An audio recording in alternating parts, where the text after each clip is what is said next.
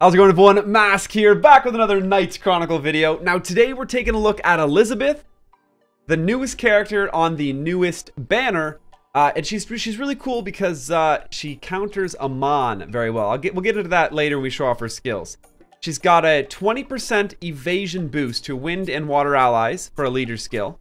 Kind of different. Goes along with her passive. Increased her evasion by 7% per wind ally with an 80% chance to cast Crow Phantom on a random enemy to deal damage equal to 30% of attack for 3 turns when attacking an enemy that already has a Crow Phantom debuff. So you hit someone who's got the Crow Phantom debuff, you send another Crow to another person. So you're spreading the debuff around.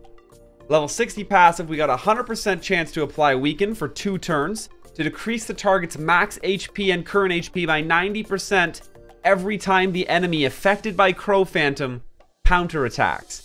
Increases damage to enemies affected by damage over time by 40%. So 2 really cool things coming out of this 60 passive. That 90% decrease of max HP and current HP, it bypasses tons of things. Like, it bypasses immunities. It's health being, max HP being reduced. You can't really get around that. And it's when they counterattack. So, like, this really undermines Amon and helps really just break in and tear things apart. I'm really excited to show this off and take a closer look at it in PvP. And that's where we're going to go ahead. That's where we are going to head to take a look at her skills.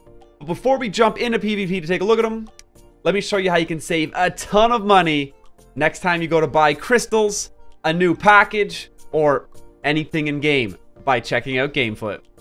Before your next purchase in the Play Store or the App Store, make sure to check out GameFlip. They got Google Play gift cards, 15% off face value.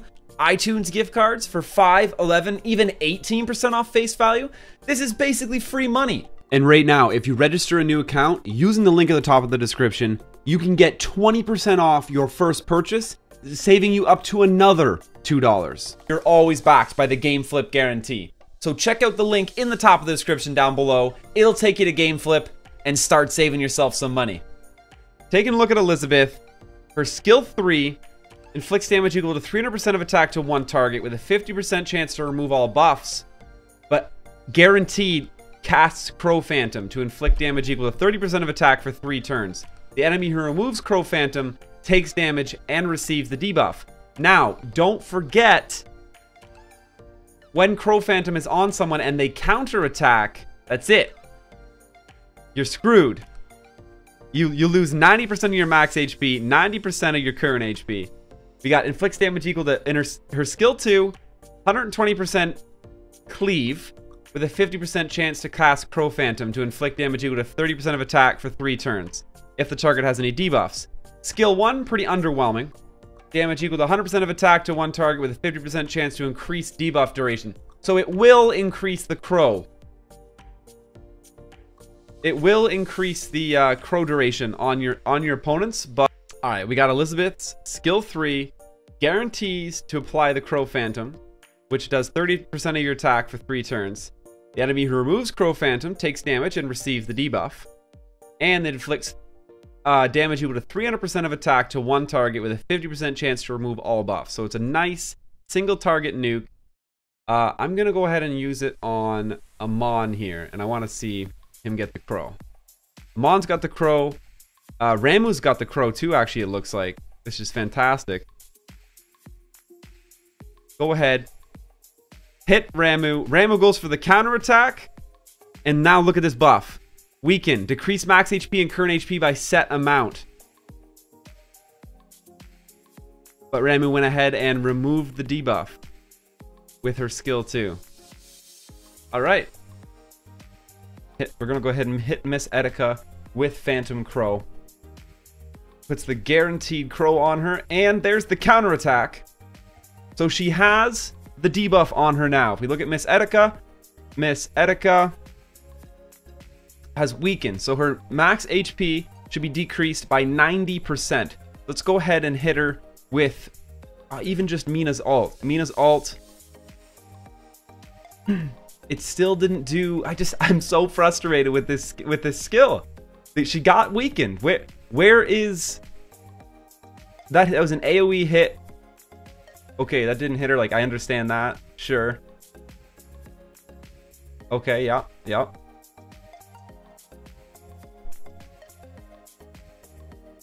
Okay, 1,920 did her whole health bar. So that time it looked like it worked. I wasn't sure why it didn't actually. It was easy to kill her, but it was single target. It's hard to spread the debuff around. Although we did see it work, and not to mention this literally only worked because I refreshed 4, 5, 6 times to find a team that had Amon and not Rue. Rue is on every single team. The second, I know Rue cleanses the crow and then gets the crow herself. Woohoo! Rue cleanses the weaken debuff, which is the whole highlight. What actually makes Elizabeth special and have her stand out. Skill 3, guarantee single target nuke, puts the crow on. Skill 2, 50% chance to apply the crow. Skill 1 extends debuffs on your opponent. But honestly, actually a very underwhelming PvP character. We already have Ruby and Callie, both who are going to be way better options for wind PvP nukers.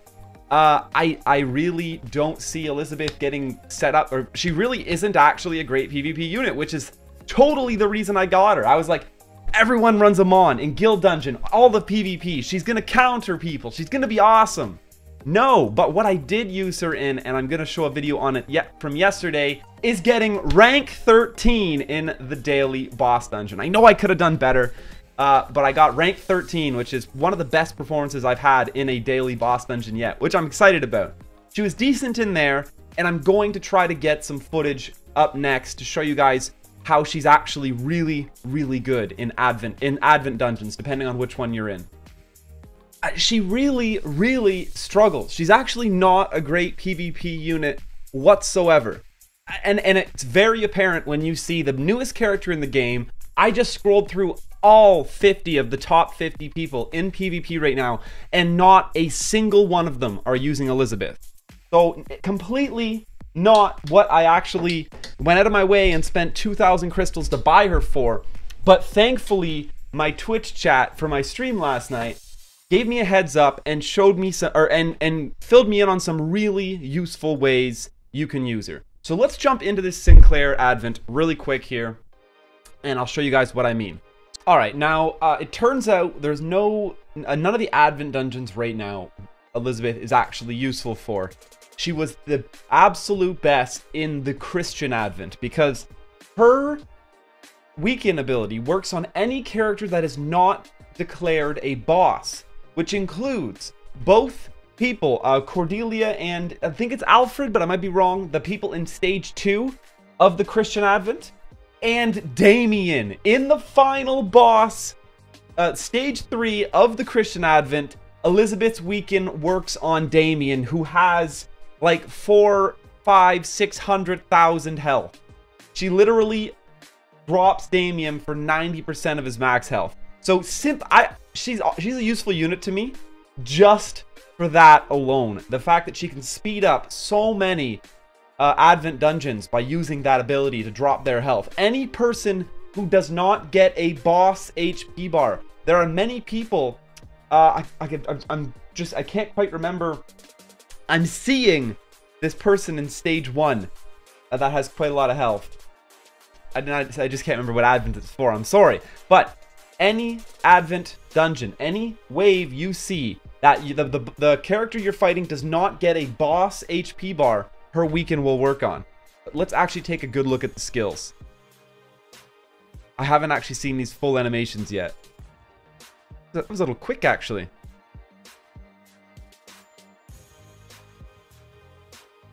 Yeah, that's kind of meh, to be truthfully honest. All right, that's Elizabeth. I can't really show you guys what I mean, but hopefully I've explained it enough. She can lower the max HP and current HP by 90% of any person in an Advent dungeon that doesn't have a boss HP bar. And there are a lot of people that you can take advantage of this with. She will make Christian runs way faster. She can basically make you two-shot Damien. Boom. And that is the hardest part about Christian too, is surviving, staying stable through that while Damien and Christian are both up. You basically load into that third wave, ult Damien, hit him a few times with all your characters. He's got a very high counterattack chance. Boom, drops down to 10% HP, and you one-shot him. Game over. So her kit does have some uses, although it really struggled to shine in PvP. We've looked at the passives. We've looked at all three of the skills now. Skill 1 just inflicts 100% of attack to one target with a 50% chance to increase their buff duration. Skill 2 inflicts damage equal to 120% of attack to a target and 2 adjacent enemies with a 50% chance to cast Crow Phantom to inflict damage equal to 30% of attack for 3 turns if the target has any debuffs. Yeah. Crow Phantom is not a debuff then? Like because that's funny. It's like Crow Phantom does damage if they have debuffs. Well, is Crow Phantom not a debuff? I think it is. And then whoever removes Crow Phantom, it's okay. Like her single target nuke, 300%, 50% chance to remove all buffs on the target. Cast Crow Phantom to inflict damage equal to 30% of attack for 3 turns. The enemy who removes Crow Phantom takes the damage and receives the debuff. But the highlight of her kit, Weaken, is removed by cleanses with no penalty. So that's what absolutely makes this hard to use in PvP. Everyone's running at least one form of cleanse on their PvP team. Pretty much everyone's just running Rue. So it took her from what I was hoping to be a really awesome Amon counter to just not pulling that off in PvP. But let's look at my build for her. So coming into her runes, for me, I'm just running a really standard Rune of Rage, Rune of Assault. You could go Rune of Rage, Rune of Life if you find she's not surviving or you don't have as many purple stars on her, because you do need that survivability. Getting her to 4 purple stars gives her that HP and that defense boost, which can afford me to invest into more of offensive runes. I actually stole these from most of the other people on my team. I kind of tried really, really hard to do the best I could in the daily boss dungeon yesterday. I was really pumped. I got rank 13. Said that's going to show up in a video probably tomorrow. So we just pretty standard Rune of Rage, Rune of Assault. And now that I'm not really gonna, I'm seriously not using her in PvP. Like, not even at all anymore. I'm just not going to. She's not strong enough to use in PvP. Ruby wins. Kali absolutely wins over her. She doesn't have any natural crit strike chance or crit damage. So whenever you're choosing between crit strike chance or crit damage, you always go with crit strike chance because you can't guarantee the crits anyway. So slot 1. You gotta, we're not using her in PvP, don't forget. We are not using her in PvP, so I'm not suggesting attack speed at all. You don't need attack speed for PvE content. You absolutely do not. So, we have crit strike chance. Then I'd probably put HP very much with crit damage. Crit strike chance I like in slot 1. HP crit damage, forget about everything else. Slot 2, same thing. In slot 3, because she has this super cool evasion bonus kit. If you're running her in a mono win team, she's got so much evasion. I just so happened to stumble across this double evasion rune that I could not say no to. Evasion, because evade tanking in PvE is godly. Although I feel like some PvE content I come up against, they feel like they have a lot of accuracy. But we got evasion, hard to find though. So you're gonna be settling with HP increase and then multi-encounter. That's my slot 3 preference. Slot 4, her whole kit scales off attack. Her dots scale off attack. So it's attack, then evasion, then multi-counter. That's my slot 4. Coming into slot 5, attack, evasion, counter attack.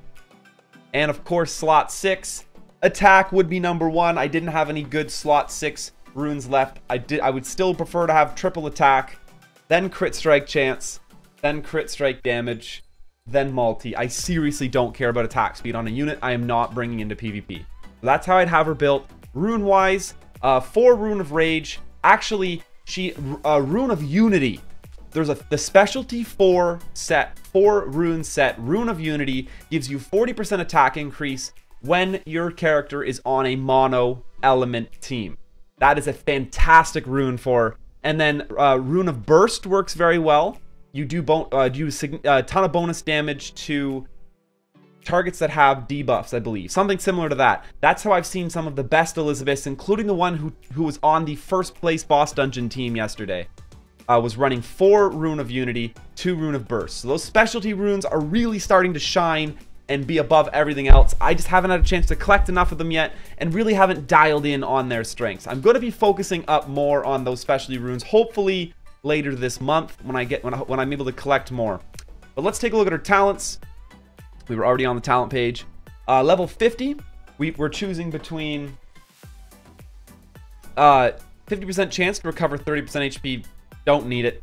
Elemental damage increase. Now, if you're only taking her into dungeons where you're going up against water units, this elemental enhancement is actually going to be fantastic. For example, I would have done a lot better in yesterday's boss dungeon that I competed in if I had elemental enhancement on her, and of course increased damage dealt to bosses, which I'm going to switch her onto right now, and that's 2 stars. I'm fine with that because she's got a long way to go to super impress me, but she's going to be used mostly in PvE now. I'm setting her up for she is absolutely on my Tuesday. I think the boss dungeons are set days, so Tuesday would be the water boss dungeon. She is on my Tuesday team, so I'll probably re-roll this a little more when that comes around. But as in slot 1, I'm really tempted to put elemental damage increase on her. It just depends where I want to use her. I do want to bring her into different Advent dungeons and try to abuse her crow, abuse that 90%. For example, absolutely Christian dungeons. I want to bring her into those, have her just annihilate Damien. So that's where, that being said, 20% attack going to be better. But if you're really only going to put her on your wind team for the boss dungeon, you should have elemental damage increase. So I'm stuck between those two. I'm going to leave it how it is now because it is hard to roll a 3-star. And I'll make that decision when next time I try to put her on my boss dungeon team. Coming down to, obviously, increased damage dealt to bosses for the 52 now. Coming down to here, we don't need elemental damage suppression. That would be if you're taking her into a place where she's fighting against fire units. Just don't take her there. 50% chance to burn one enemy. Usually I pick this if the character has a ton of counterattack or multi-attack naturally built into their kit, or their kit relies on it and I'm heftily investing into those. It's because you're doing a lot more skill ones then, and you get a lot more value out of this burn. Otherwise, just throw some defense. So we're running defense because she doesn't have any multi or counter. In the 56 slot, I'm looking at Grudge, Kiai, decreased damage taken from bosses, and Gladiator's Technique. This was a tough one. Realistically, if you're able to keep her alive anyway, Kiai is wasted, right? Because you don't need the extra survivability. The offense is the only place you're actually going to see measurable improvements. Alive is alive. More damage is more damage. So that's why I got her on Grudge. 20% chance to increase attack by 30% when attacked. And that procs tons because in Advents and boss dungeons, they're always hitting everyone on your team and everybody pops Grudge off easily. And then the same decision as we were making with the runes, I never take penetration. It's always a choice between crit strike damage and crit chance. But there's a double-edged sword here. Not double-edged sword. There's 2 factors here. They're equal amounts. 15% crit strike, 15% crit damage. Now, one really important thing here to realize is on your runes, whenever you have a crit strike damage substat, it is twice as much as your crit strike chance substat. So crit damage is actually in runes is actually worth half as much as crit strike chance is because you get twice as much of it for the same cost, your rune slot. That being said, seeing these at the same values, it is always worth going crit strike chance here because 15% crit strike chance is equal to 30% crit strike damage in your runes. So obviously we're going crit strike chance, and that's only one side of the factor. Our planned attack is simply worth twice as much as Blade Twister. But the other side of the factor here is obviously we don't have natural crit strike, so we don't have any way to guaranteed crits, so that makes crit strike damage a much less useful stat because of that. So level 58 talent, we got her on planned attack, and here you have it. Probably one of my most disappointing pickups in a hero.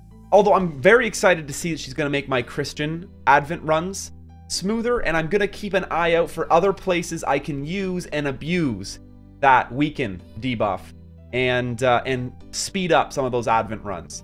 Definitely Christian, I'm excited for that. Round 2 and round 3, she's going to help me out in those. Other than that, what I thought was going to be a guild, one of my new guild dungeon stars is definitely sitting on the bench. This is Elizabeth, and yeah, I hope you can get better educated. Maybe if you're holding back and you didn't know if you wanted to dive headfirst into her banner yet, now you kind of know a little bit more about her and you can make that decision. Thanks for checking this video out. Hope you enjoyed it. Make sure to grab my Facebook and my Twitter link from the description down below. Really just both /MasKScarin. And check out my streaming schedule. It will be posted on Facebook and Twitter. You can catch me live on Twitch, hang out, ask me anything you want to know. I just love hanging out, talking, and getting to meet you. And of course, you have my Discord down below as well, discord.gg/MasKTV. Come join our huge growing Discord family. We'd love to have you. And of course, check out that link at the top of the description. It's going to take you to GameFlip, where you can save a ton of money if you need to top up on any crystals in game or buy any packages if you are planning on diving into this banner. GameFlip's a fantastic way to get Google Play Store and App Store, iTunes App Store gift cards for less than face value, and basically just right off the top save you money before you go to make any in-game purchases. So that's going to do it for today. Until next time, smash that subscribe button and stay classy.